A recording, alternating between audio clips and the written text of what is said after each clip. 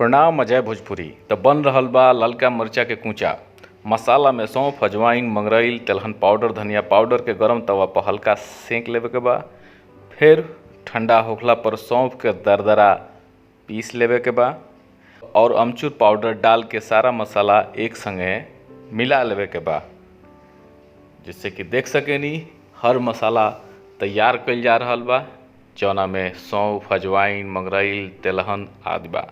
अब ललका मरचा, हरियर मरचा, अदरक सब के नीमन से कूच के कचूमर बना लेवे के बा। आ ओ में मय मसाला मिला दी, ऊपर से नून, हल्दी, करुआ तेल मिला के, सिरका मिला के आ 2 दिन ले तेज घाम में दिखा देवे के बा। जैसे कि वीडियो में वो सब देख सकेनी मसाला मिलावल जा रहल बा, कचूमर बन गइल बा।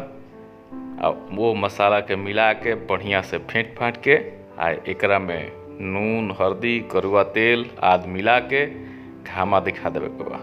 विनेगर जौना के सिरका कहनी जे हमनी के घामा दिखा दी। और ओकरा बाद मस्त एकदम जबरदस्त स्वाद वाला मरचा के कचूमर अचार तैयार। दबा के खाई पराठा संगे, रोटी संगे, भात दाल संगे। प्रणाम अजय भोजपुरी।